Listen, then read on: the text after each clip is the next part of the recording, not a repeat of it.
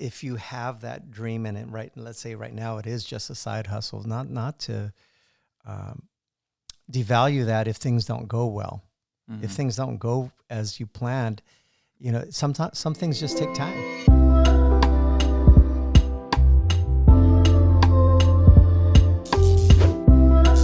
Joe Montoya on the podcast, people. What is up? How is it going, man?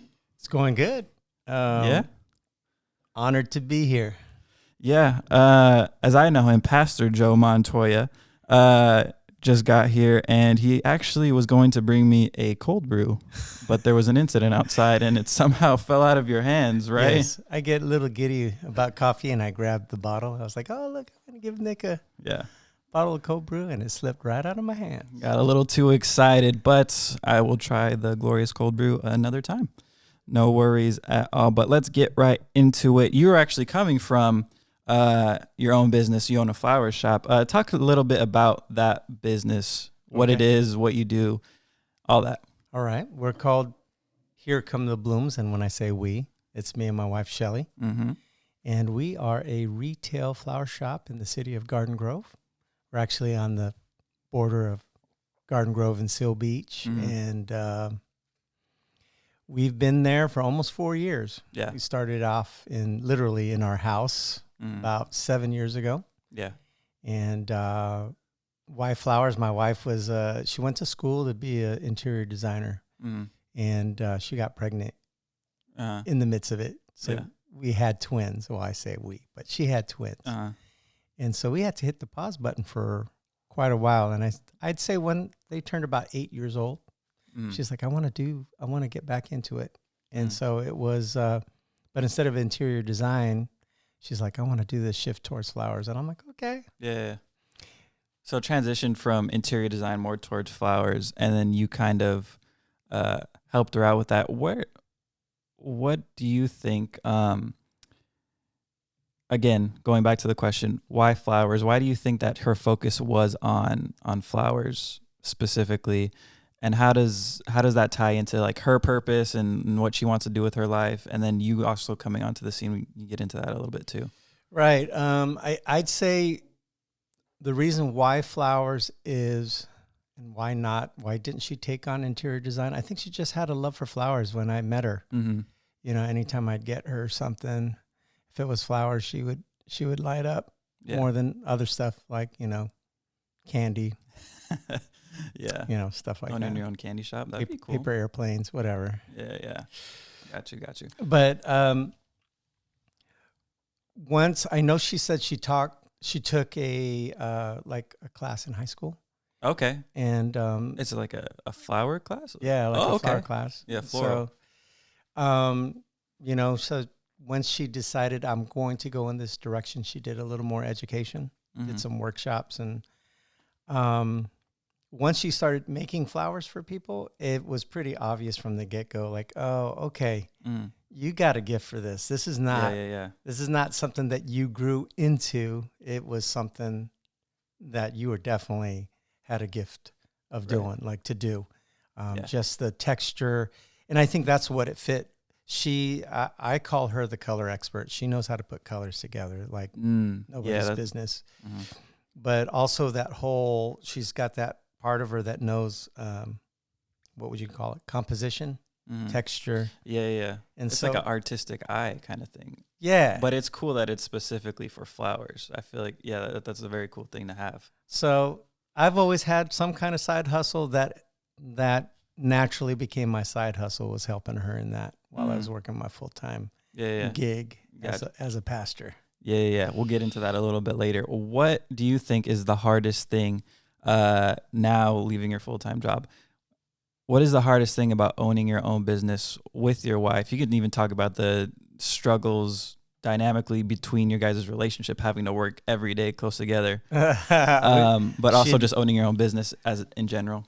She'd definitely love to be part of this conversation. To check me like, oh, no, it didn't go that way. She ain't here right now. She can hit up in the comment section if she wants. Yeah, I could say whatever I want, Shelly. Anyways, the business, I'd say I was on another podcast. It was a business podcast. And I was excited when you asked me. I'm like, oh, two podcasts in 2 weeks. So you're on a roll right now. I'm on a roll. If Shelly, usually opposites attract, but Shelly and I are kind of the same. Like, we love the artsy stuff without worrying about the numbers part of it. Yeah. And so if we could do it all over again, I would have told ourselves, hey, let's know the business of flowers. You know the design of flowers. We didn't know the business of flowers. There's a big difference, and it's huge. And it's a huge learning curve. I think we could get away with it. A lot of margin for error when you're working from home. And shout out to everybody that's doing their business from home. It's an incredible thing.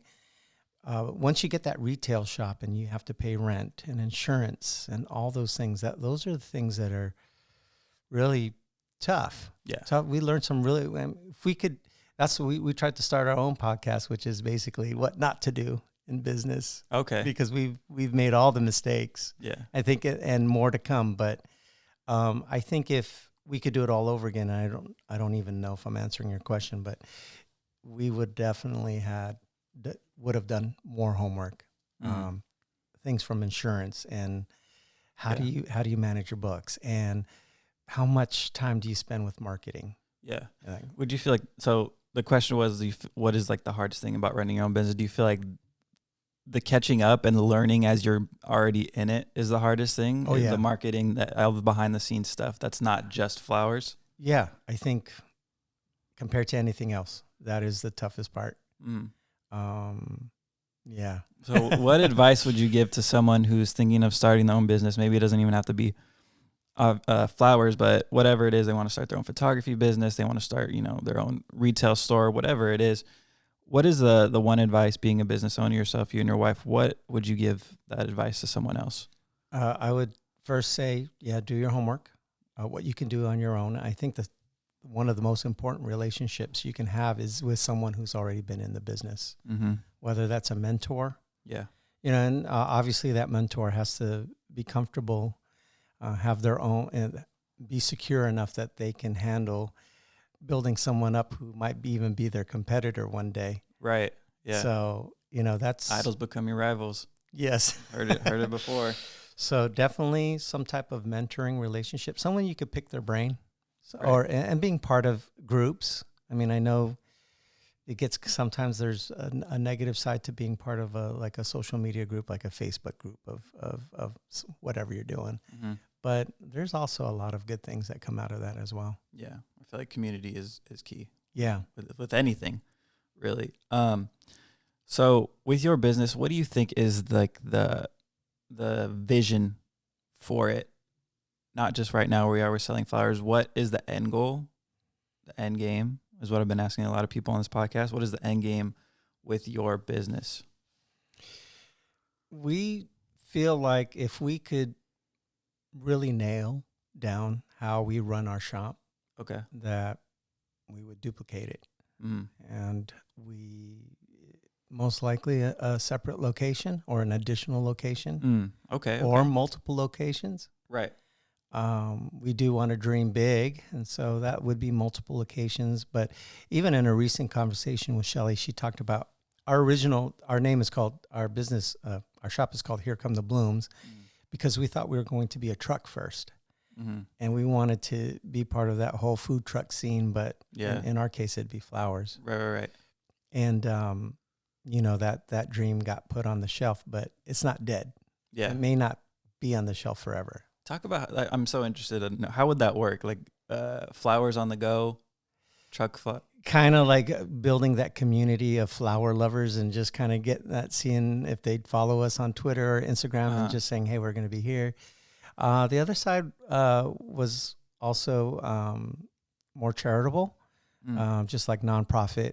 I don't know how even now, even 4 years into having the retail shop, how that works, but doing some nonprofit stuff like Here Come the Blooms. A one thought was like gathering anybody that's interested in flowers, whether they're a novice or they actually have their own shop, but coming together and like maybe on Saturdays going to a retirement home and making flowers for for the residents. Yeah, because you run like workshops at your place right now, right? Yes. Yeah. Well, I don't run it, but I set it up for my wife. Yeah. Got you. That's cool. So I heard a great idea. I don't know if it's been put into practice, but it was probably in one of the wedding groups on Facebook, and I think someone was asking, could these florists gather used flowers? This was pre-COVID. Used flowers from the weddings, just asking the brides, "Hey, would you be willing to give up your flowers at the end of the day, at the end of the reception, and we're going to repurpose them for doing what I was saying, like taking them to the hospitals or whatever." Yeah, so that's cool. That idea stuck with me. So yeah, that is a great idea. I think even turning that idea and making it like a whole what's the word I'm thinking? Campaign, I guess you could call it, and like promoting that and bringing awareness to what you're doing through that and your whole brand as Here Come the Blooms. I think that would be a real good marketing strategy to do, and it would help out like the community. You said like bringing it to retirement homes, stuff like that, and encouraging the community that way. Yeah, that's awesome, man.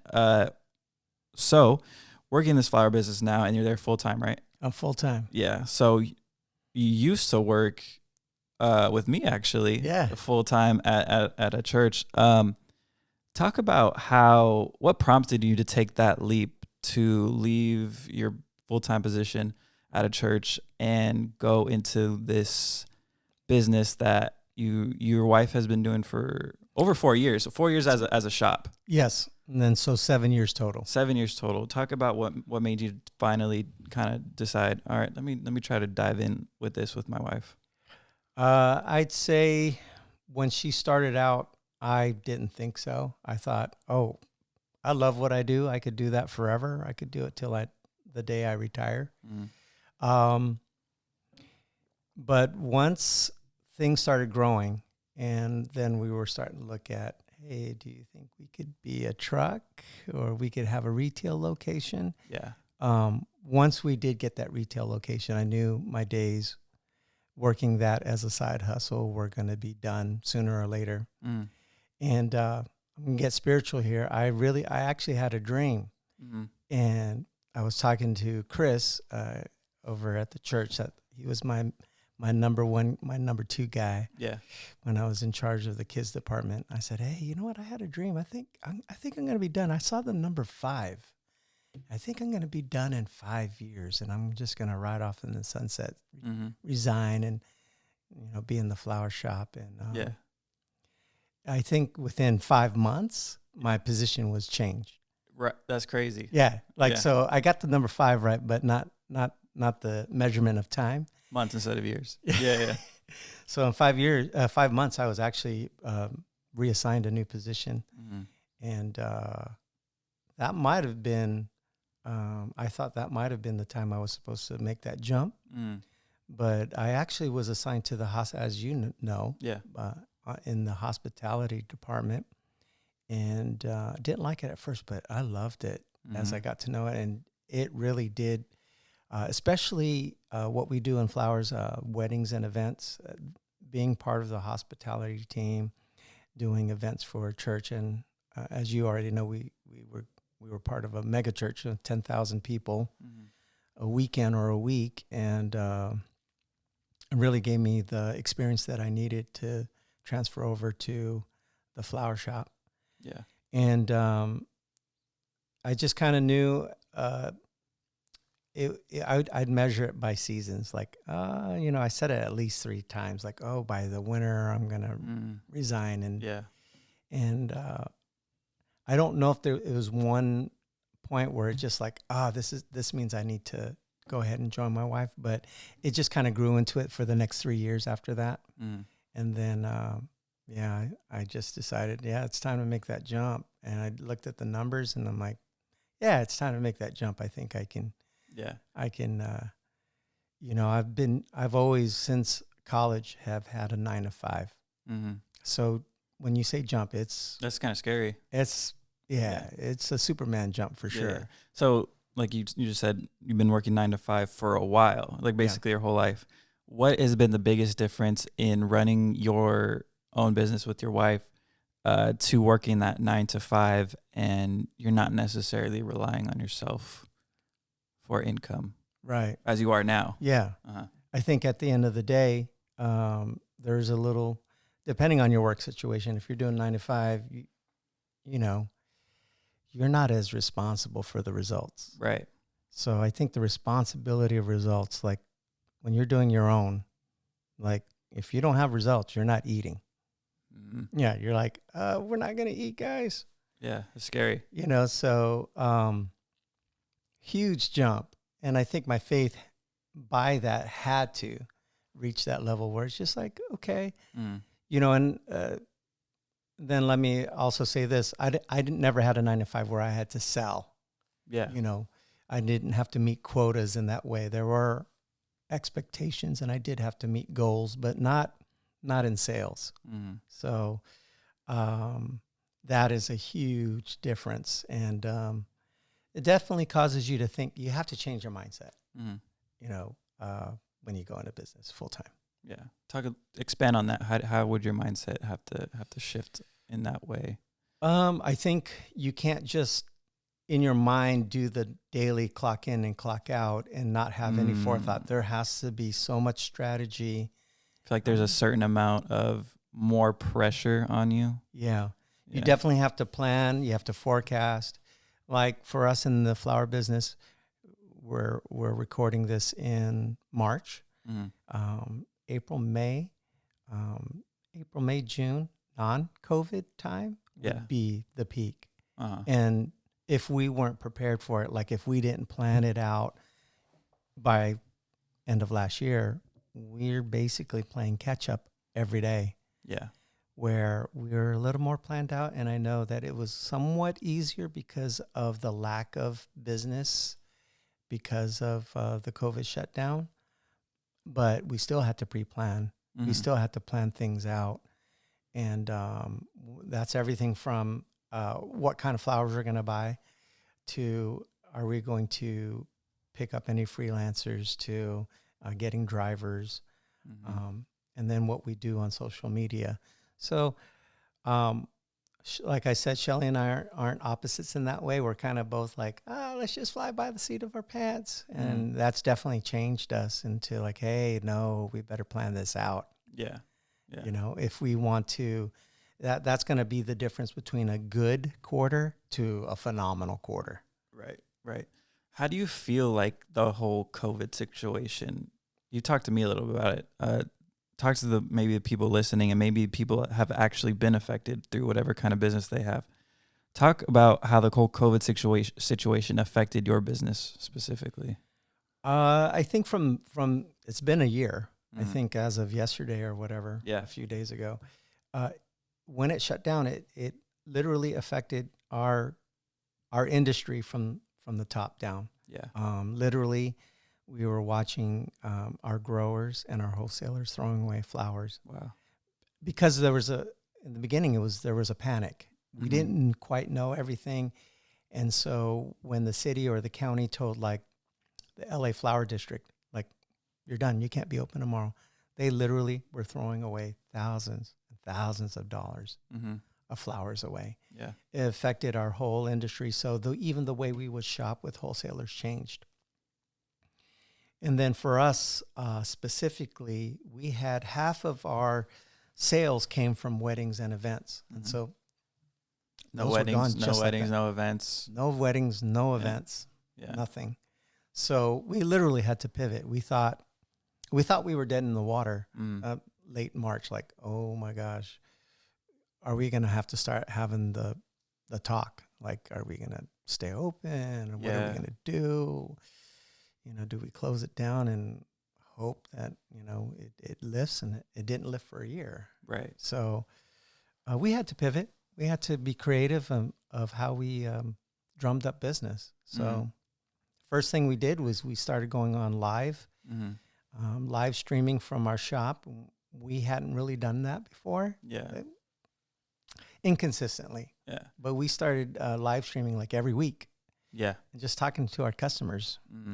And then we came up with this idea that if they bought Shelly made this arrangement out of a mason jar. I'm using this, but if they bought an arrangement, we would donate a second arrangement to their favorite first responder, or we would take it to the hospital ourselves. Yeah, that's awesome. And that really got the ball rolling. That was really a turning point for us. Yeah.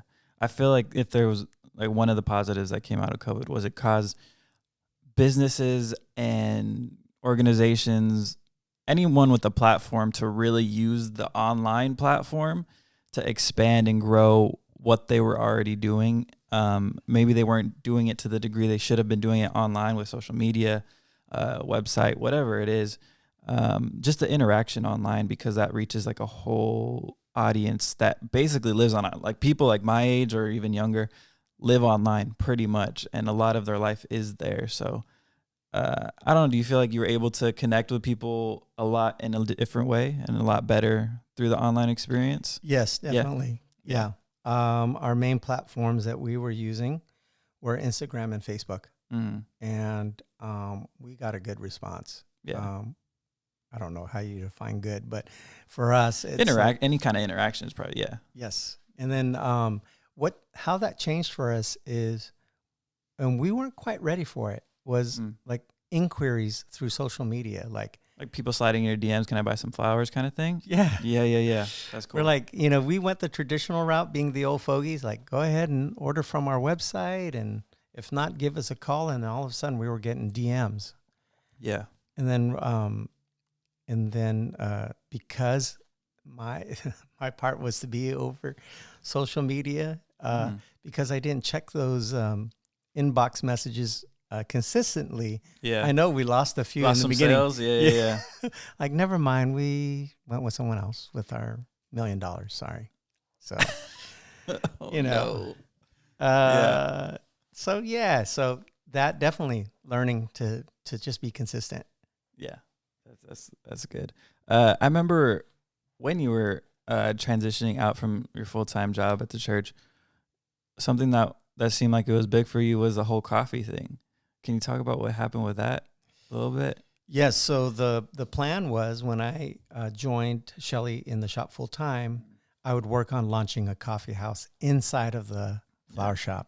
Joe makes fantastic coffee, by the way. Like, literally, I was telling PK the other day, I think the best latte I ever had was Pastor Joe's. Oh, thanks, man. Yeah. I still don't know the full science of coffee. I just know I love it. Yeah. And I love making it. Yeah. And, I need to learn. That's the real Lord's work right there, honestly. If I could find the Lord's cheaps to go with the coffee, I think I might be Yeah, I think you got something. But continue. Sorry with your story. Okay. So as far as coffee, I even my dad, I want to say 1991. Were you born in 1991? No, I was not. I was about 5 years away from that.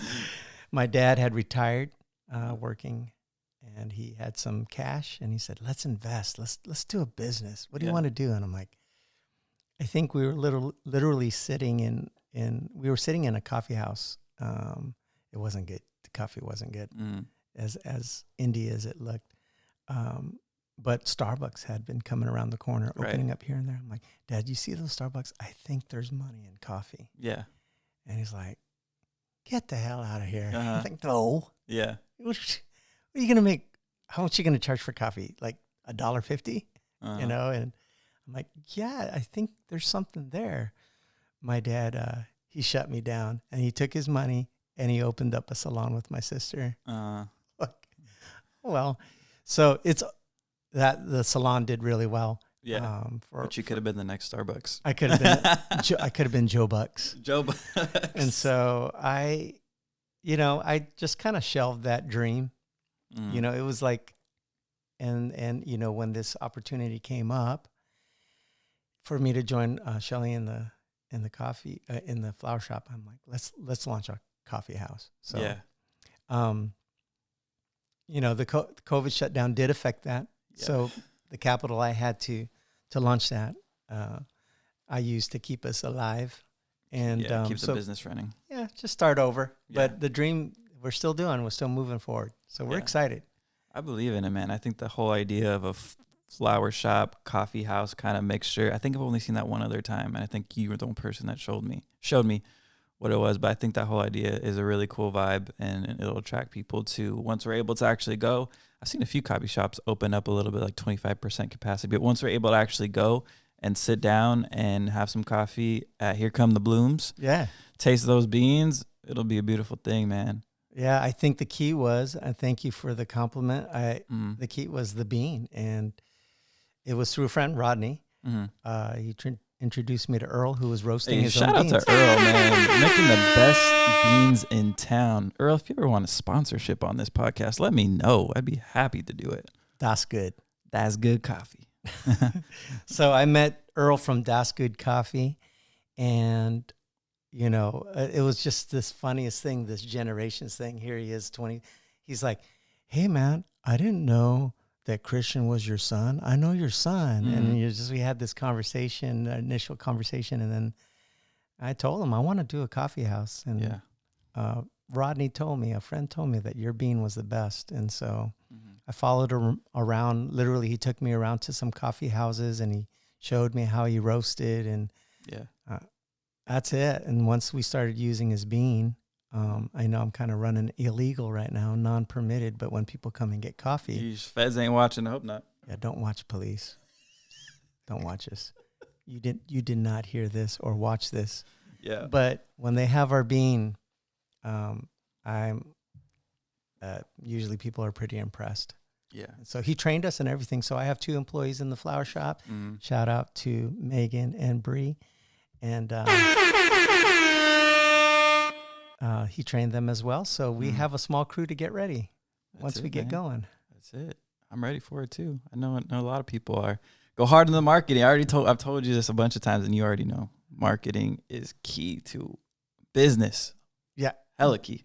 Well, this is how bad we were. When we started day one in the shop, you have to ask me, how much did you put into marketing? I'd tell you 0. Right. And I was like, what? So it didn't work. Because the flower shop's been there before we came, it was there 18 years. So there's still, without the marketing, just people in the neighborhood. People just know. Yeah. Yeah. So I feel that. But times are changing. Social media is here. Everyone wants to buy everything digitally, huh? Yes. But yeah. Cool, man. Is there anything else you wanted to add or anything you wanted to speak on to this podcast episode? Yes. Definitely people from your generation. What are you? Gen Z, millennial. I'm on the borderline Gen Z and millennial. I'm not. And I said Zenellian. I don't even Mazellian. know. Sounds like we're speaking in tongues now. But yeah, I'm a millennial, but kind of on the borderline of Gen Z. Just that creativity that you guys bring. I know that a lot of times it's criticized that you guys don't like to work. The 9-to-5 box that we put on everybody else. It's true. We don't. We hate. We want to do our own thing, man. I love it. Personally, I love it. I think that industriousness, that desire, and following through, and saying let's try this. Let's see if it works. And I think that creativity is definitely inspiring to someone like me.